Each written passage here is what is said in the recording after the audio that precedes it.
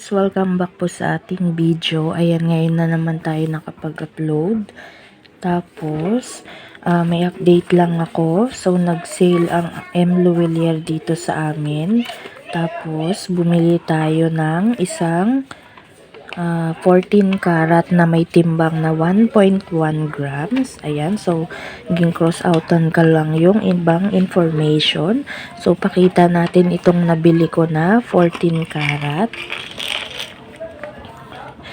Ito guys ay may timbang na 1.1 grams. Cartier design. Ito po ay 14 karat lang.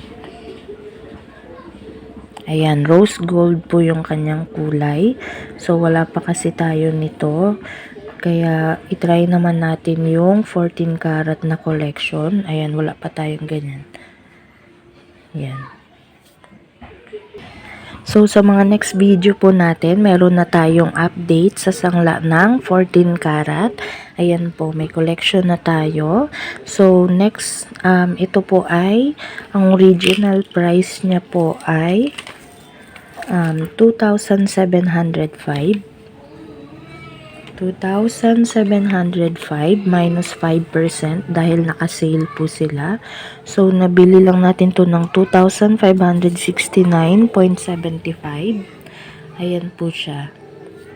I-divide po natin sa 1.1 yung 2,705. Divide natin sa 11. So, lumalabas po na 245 pesos ang isang 0.10 ng 14 karat na gold. Ayan. So, next naman po, meron din tayong nabili pa. Isa pa rin po ito. Ito po ay aking gingbili sangla naman. So, ito naman po ay 18 karat. Another earrings naman po ito siya. Ayan.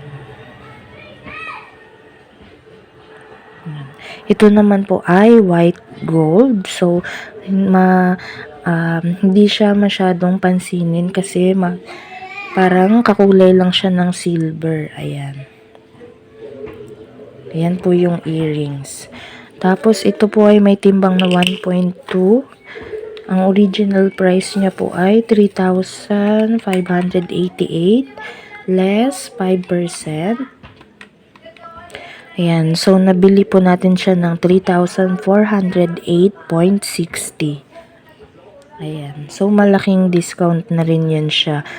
Tapos, ito ay may timbang na 1.2 grams. So, ang tanggap ngayon sa Palawan Pawn Shop ay 250 per 0.10. Ayan. Per 0.10 grams. So, i-times natin siya sa 12. Ayan, 1.2. So, tatanggapin to siya sa Palawan Pawn Shop ng 3,000 pesos. Ayan. Ayan, guys. So, kumuha tayo ng mga panibagong design naman. Ayan po. Ito yung ating white gold. Tapos, ito naman yung ating rose gold na 14K. Ayan. Tapos, sa mga nagtatanong pala kung ito pong aking singsing, ito po ay silver lamang po ito. Ayan, hindi po ito siya white gold. Sa nagtanong po sa isa nating viewer, ayan, ito po ay silver lamang, ma'am. Ayan po. Ayan. Okay, so yan lang po ang update natin for today. Thanks for watching.